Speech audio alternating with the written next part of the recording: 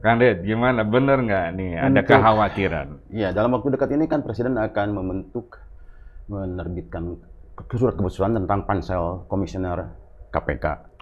Ya memang ada kekhawatiran luas dari publik terkait dengan integritas, akuntabilitas, kemandirian pansel nanti apakah memadai tidak untuk merekrut calon pemimpin baru di KPK. KPK masih tetap penting, tapi menurut saya nanti sudah menjadi berubah, akan digunakan sebagai alat untuk menghajar lawan politik, ya kan? Dia akan lebih tajam ke oposisi, tapi tumpul ke koalisi. Itu tidak perlu menunggu yang akan datang. Sekarang terjadi. Nah, jadi sekarang sebenarnya baik ketum Porpol maupun ketum Papor maupun organisasi Parpolnya ada di dalam situasi harus loyal.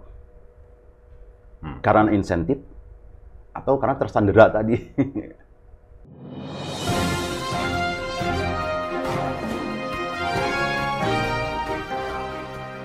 Jumpa lagi dengan Ruang Publik bersama DDM.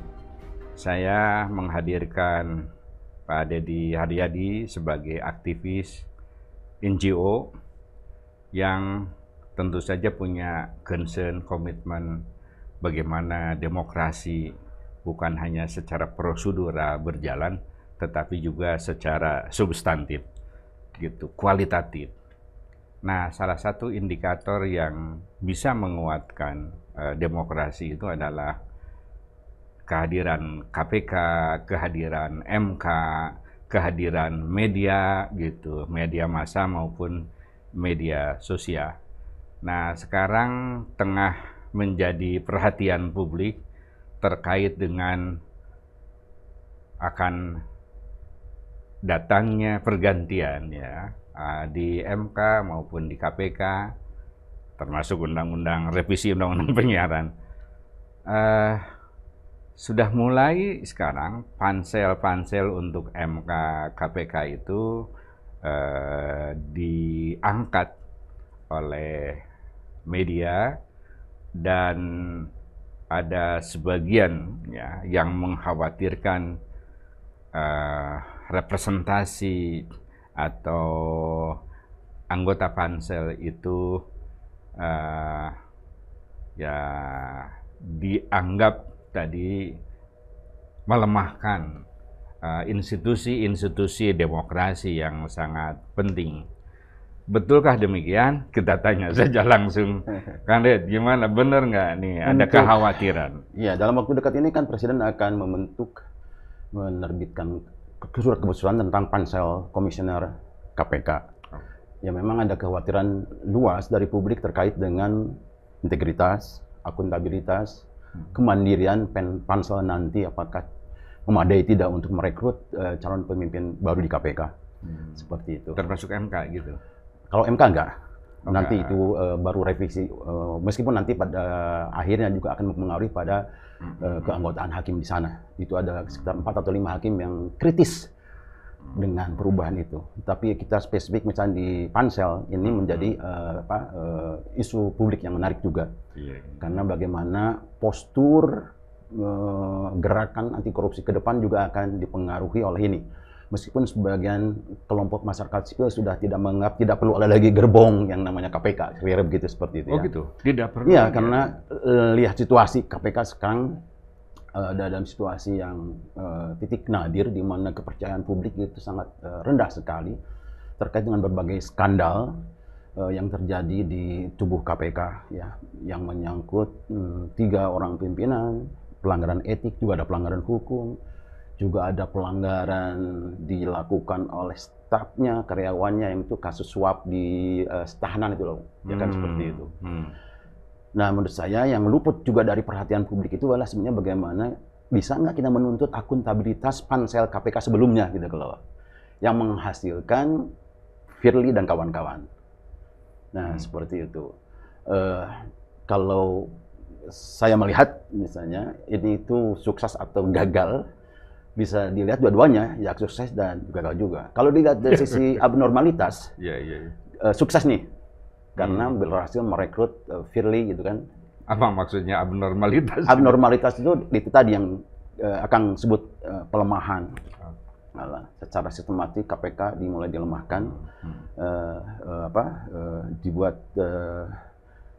independensinya, kemandiriannya itu dicabut sehingga memungkinkan keputusan-keputusannya itu diintervensi oleh pihak luar seperti itu. Dan kalau kita lihat testimoninya Agus Raharjo ya di talk show-nya Rosi, dia bilang presiden pernah meminta untuk menghentikan kasus skandal korupsi Setia Novanto, gitu kan? Dari situlah sebenarnya bibit-bibit atau awal proses revisi undang-undang KPK. Seperti itu. Nah, buat saya kelihatannya pansel yang dulu itu, kalau lihat di sisi abnormalitas, bagian dari itu. Nah, seperti itu. Sehingga dulu kan ada protes banyak dari publik, termasuk dari mantan pimpinan KPK juga tentang nominasi ketua ini. Tapi pansel terus berlanjut dengan agendanya untuk meloloskan pilih. Dan kemudian terbukti ada beberapa skandal yang terjadi di sana, dimulai dari tes wawasan kebangsaan yang menggusur Novel dan kawan-kawan, lalu juga pilih sebagai pemimpin melakukan pembangkangan badan publik terhadap rekomendasi atau keputusan Ombudsman, terhadap rekomendasi Komnas HAM dan seterusnya. Ya, seperti itu. Malah secara pribadi kita melihat ada kejahatan yang juga dilakukan terkait dengan pemerasan terhadap kasus skandalnya Yassin Limpo seperti itu, dan membuat dia jadi tersangka kan sekarang seperti itu. Nah itu hiruk pikuk di sana membuat kepercayaan publik kepada KPK menjadi minimal seperti itu. Kalau misalnya publik minta pertanggungjawaban dari ke pansel itu ada mekanismenya nggak? Tidak tersedia mekanisme itu. Mungkin dia sudah menyampaikan laporan hasil seleksinya ya secara formal. Sudah terekrut 10 orang, ini namanya kira-kira itu tes sudah dilakukan. Mungkin akuntabilitas formal seperti mungkin sudah dipenuhi. Tapi yang akuntabilitas yang tadi berkaitan dengan publik dengan kualitas, ini yang menurut saya menjadi harus jadi tuntutan publik juga. Meskipun tuntutannya kepada siapa juga tidak ada salurannya juga. Misalnya kalau di KPU itu ada lembaga etiknya kan gitu ya. Nah, apa tidak memungkinkan misalnya untuk pansel itu juga mesti ada tadi yang mengontrol, katakanlah lembaga etik. Apakah dia melaksanakan tugasnya secara berintegritas atau justru itu yang menjadi bolong itu. Tidak ada mekanisme untuk meminta tanggung gugat dari pansel periode sebelumnya terhadap hasil-hasil yang sudah disampaikan seperti itu. Gitu Kang, itu ya jadi salah satu titik lemah mungkin dalam proses rekrutmen kepemimpinan. Nah di dalam konteks pengalaman itu kemudian menjadi semacam absurd juga kalau kita meminta atau mengharapkan sekarang ini ada pansel yang punya integritas, yang punya independensi yang memadai untuk itu tadi. Karena sekarang preteknya, konteksnya sudah berbeda betul sekarang itu ya. Meskipun sebenarnya dulu undang-undang revisi KPK itu tidak serta-merta membuat dia lemah, membuat dia tidak berdaya. Beberapa bulan waktu Novel masih ada di sana, masih bisa menangkap 2 menteri tuh, ya kan? Menteri Perikanan dan Kelautan dan Mensos tuh, ya. Gitu. Nah dari situlah ternyata meskipun undang-undangnya direvisi, tapi kalau orang-orangnya kredibel di sana, punya militansi yang cukup, punya integritas yang memadai, ternyata bisa juga. Meskipun sudah dipreteli sebagian kewenangannya itu. Jadi kualitas orang memang menjadi penting menentukan. Dan itu yang menjadi sebab musabab juga, sebab nujulnya Novel harus keluar kelihatan dari situ. Nah, dalam proses perekrutan ya pansel itu tentu kan idealnya mempertimbangkan berbagai keterwakilan. Ya mungkinlah LSM, perguruan tinggi, tentu ada eksekutifnya, tentu juga ada unsur politiknya, DPR misalnya. Nah, apakah tidak memungkinkan dari proses itu? Dari segi komposisi keterwakilan pansel yang kemarin sebenarnya lumayan mewakili kelompok-kelompok masyarakat sebenarnya. Ya. Ada akademisinya, ada dari kalangan birokrasinya, ada dari LSM-nya, Hendardi ini yang paling. Pak Hendardi yang menjadi corong itu kan. Meskipun ketuanya bukan dia, tapi dia menjadi artikulatif dibandingkan pansel yang lain seperti itu. Dari sisi komposisi itu dipenuhi. Tapi problemnya kan mungkin ada satu order yang repot, yang tidak bisa di invisible hand, yang tidak bisa dideteksi bahkan oleh publik gitu kan. Meskipun orang-orangnya punya integritas, diasumsikan kelihatannya punya integritas yang cukup, tapi kenyataannya menghasilkan komisioner seperti itu. Dari 5 kan 3 nih yang problematik, ya kan, seperti itu. Seperti itu. Jadi bisa, namun saya bilang tadi bisa disebut gagal, bisa disebut sukses juga. Gagal kalau lihat normalitas, mestinya begini gitu, idealnya begitu. Tapi nyatanya seperti ini kira-kira. Dalam konteks melemahkan KPK, menghancurkan KPK, sukses. Oke, di tengah lemahnya bargain, katakanlah suara publik yang berbicara demi kepentingan publik gitu. Nah, apa yang harus dilakukan oleh kawan-kawan di NGO misalnya, perjuangan, apakah misalnya kampus masih dianggap cukup kuat untuk melakukan pressure misalnya, atau mahasiswa atau teman-teman yang lain misalnya? Kurang pressure apa ketika undang-undang KPK direvisi? Ada kelompok ekonom yang bertemu dengan presiden minta diterbitkan Perpu. Demikian juga kelompok-kelompok masyarakat yang lain seperti itu. Tapi rupanya juga tidak berhasil gitu kan. Sudah dilakukan oleh berbagai upaya, karena ternyata memang agendanya ada di presiden, saya kira. Itu tadi kembali ke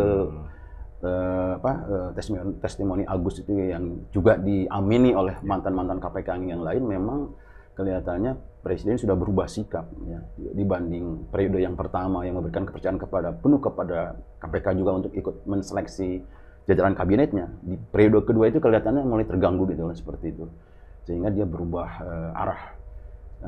Waktu kasus Pak Agus itu menceritakan kembali pertemuannya dengan presiden itu, dia minta dihentikan kasus itu, kemudian juga meskipun disangkal ya tidak terjadi pertemuan seperti itu, kemudian ya outputnya terjadi.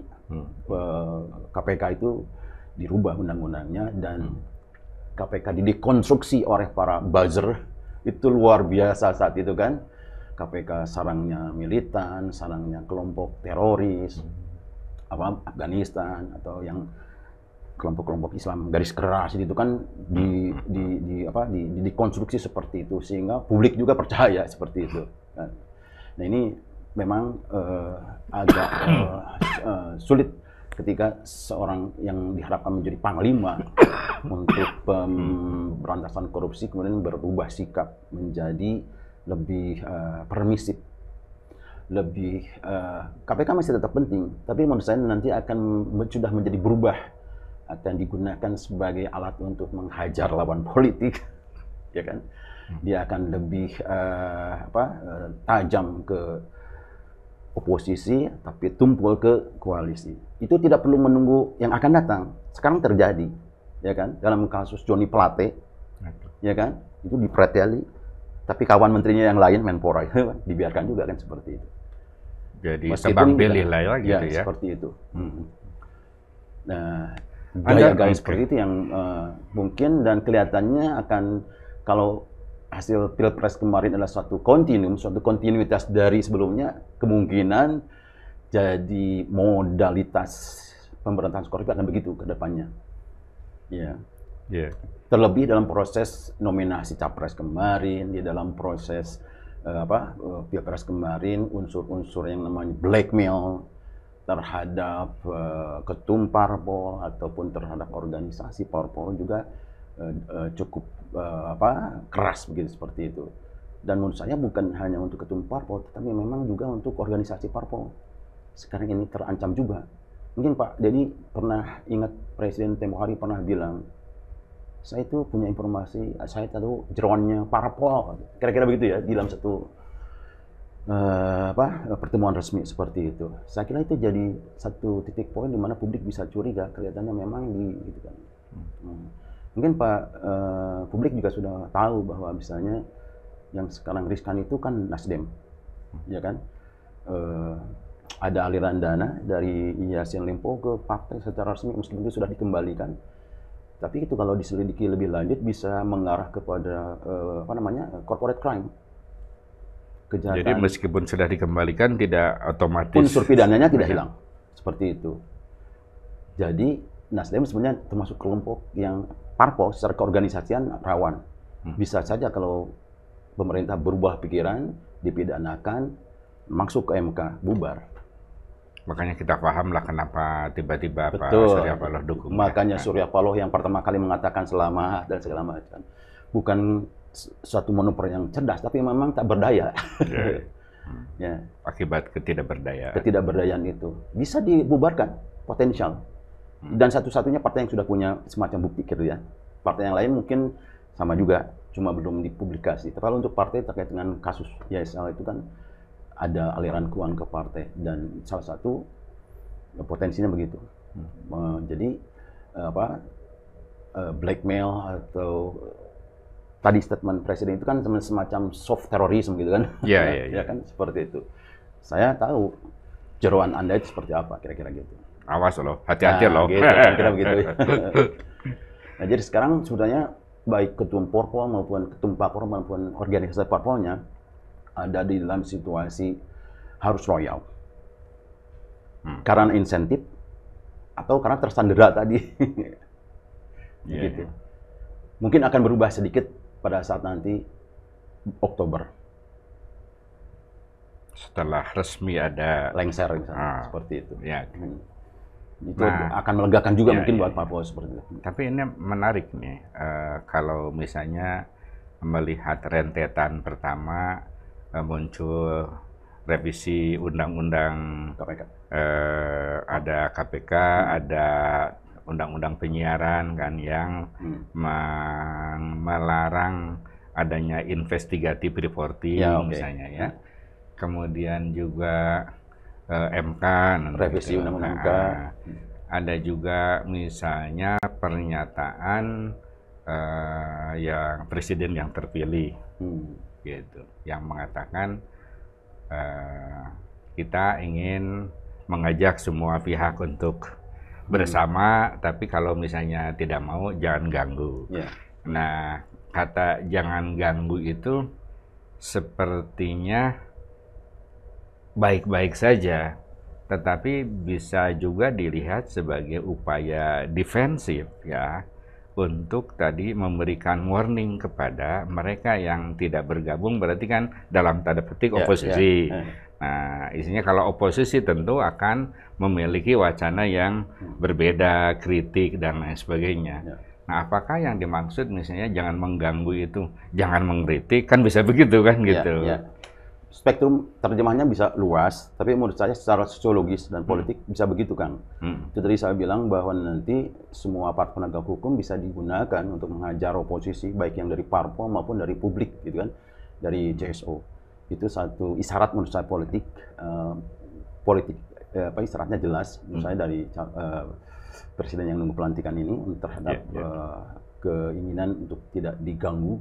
Seperti dulu zaman Pak Harto kan kurang lebih sama, yang namanya stabilitas, 3 stabilitas itu kan politik dan sebagainya.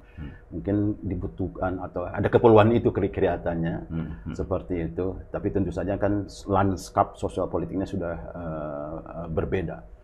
Tapi bahwa kemudian ada hal-hal yang misalnya tadi saya bilang bahwa nanti penegak hukum akan lebih tajam pada oposisi ketimbang koalisi seperti itu. Dan akan kemungkinan itu terjadi karena juga di postur Kim itu ya, koalisi Indonesia Maju juga kan tadi saya bilang sebut ada problematik juga, ya kan, potensial dikriminalkan atau dipidanakan itu sangat tinggi untuk ketua umum dan portfolionya sendiri. Ya, kalau komunikasi politiknya lebih persuasif, mungkin kira-kira pernyataannya gini, bagi mereka yang tidak mau gabung, silahkan melakukan koreksi, kritik yang konstruktif, kami akan terima loh, gitu. Kan indah ya gitu ya. Itu menunjukkan negarawan, kira-kira begitu. Negarawan gitu, bahwa memang oposisi dibutuhkan, tetapi dengan tentu syaratnya adalah kritik itu konstruktif dan bla bla bla yang lainnya. Ya, itu kan satu momen sebenarnya. Kalau kita tarik ke belakang, momen yang mengarah ke sana kan banyak. Waktu kampanye ngancam media, ya kan?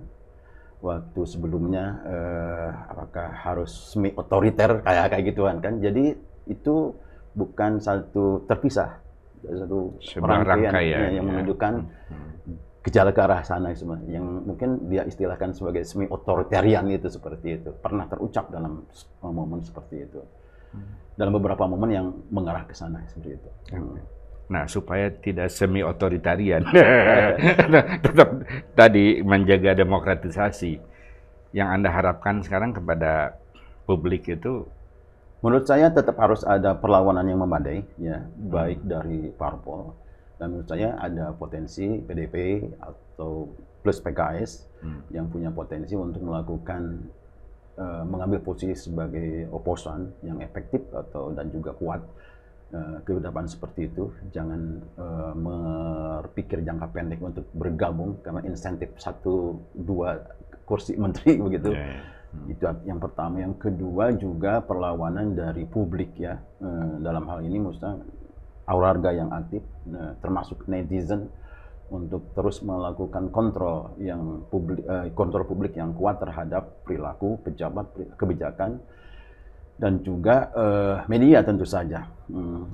Voicing tentang keberatan itu menurut saya tetap dilakukan, ya. Harus tetap diangkat seperti itu.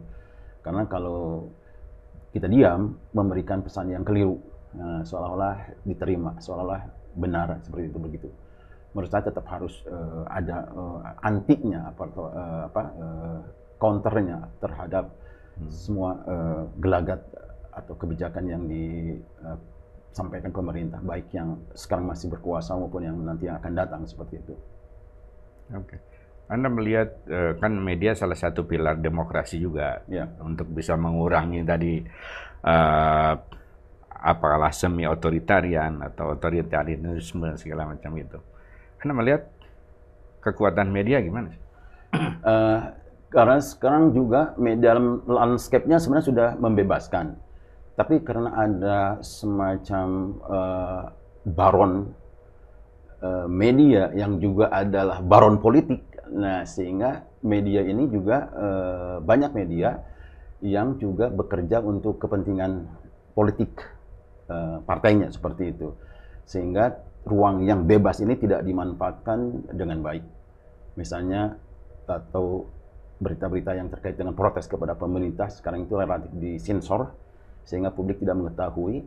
Misalnya media-media mainstream, media-media besar, tidak melakukan itu, seperti itu. Karena tadi menurut saya ada, sekarang di parlemen itu, orang-orang merangkap jabatan, merangkap posisi, ya, sebagai baron ekonomi, politik, termasuk media juga gitu, seperti itu. Jadi ini yang menyulitkan atau mempersempit ruang gerak sebetulnya. Dari sekian media mungkin masih ada Tempo yang masih relatif cukup independen, menyuarakan kepentingan dan cukup artikulatif terkaitan dengan bagaimana menjaga kewarasan bernegara gitu kan, menjaga demokrasi seperti itu. Jadi memang media-media alternatif seperti medsos itu no viral no justice gitu kan, seperti itu. Menurut saya harus tetap digunakan seperti itu di luar media mainstream. Karena juga secara dalam konteks perubahan teknologi dari ke digitalisasi itu beberapa media kesulitan juga, baik yang berkaitan penguasaan teknologinya maupun terutama secara finansial, ya kan habis tuh ambruk, ambruk dia media sekarang secara tanpa diintervensi juga udah ambruk kelelannya dalam konteks menghadapi situasi market yang berubah karena digitalisasi seperti itu media itu. Jadi kalau ada masih media yang masih mau bekerja dengan itu, kita harus acungi jempol yang 2 atau 3 kayaknya gitu lah, seperti itu. Seperti itu. Artinya sebetulnya tetap perubahan-perubahan gitu, dinamika itu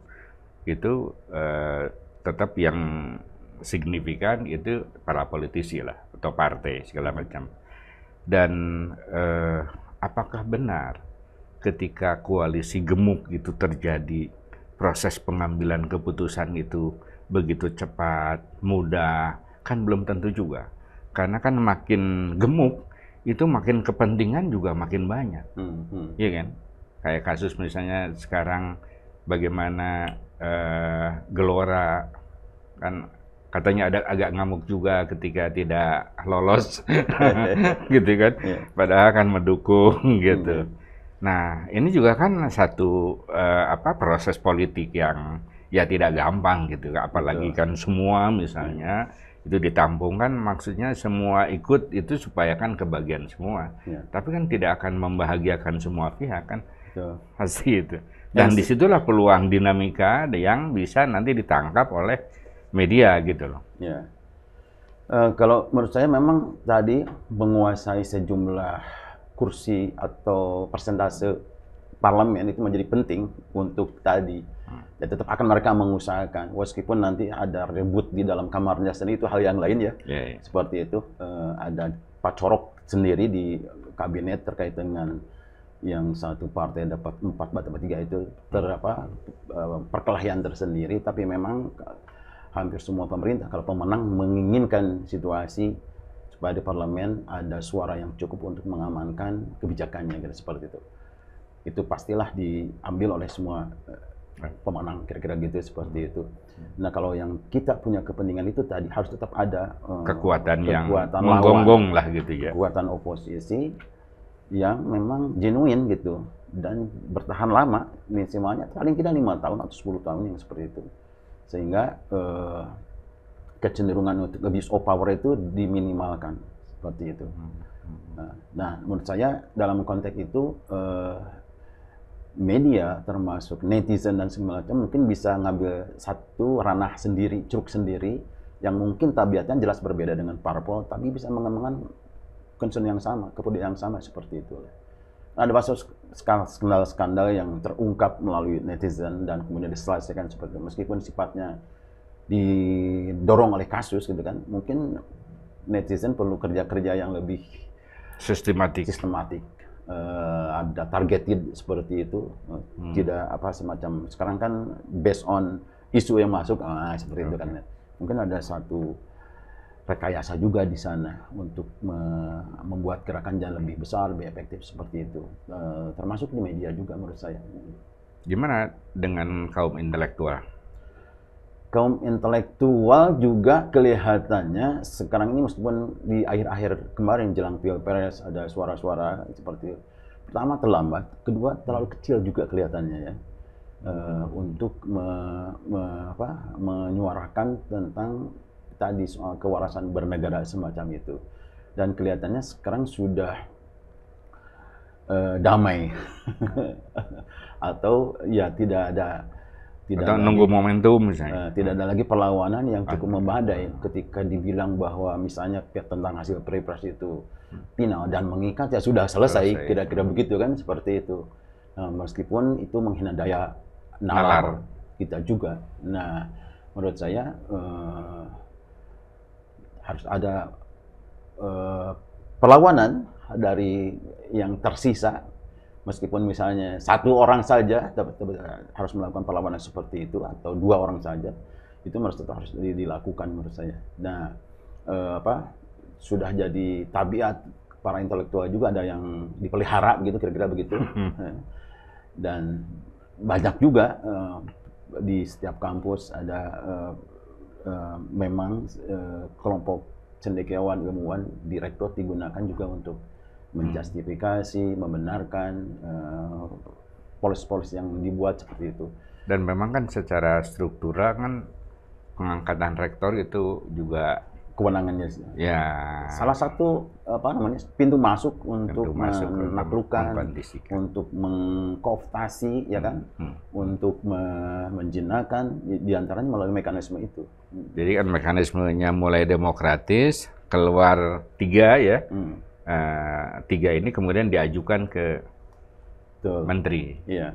Jadi maksudnya mekanisme membangun loyalitas dengan insentif, dengan tersandera itu, 2 itu cukup efektif untuk menaklukkan kelompok-kelompok yang paling kritis di kampus sekalipun. Kira-kira begitu.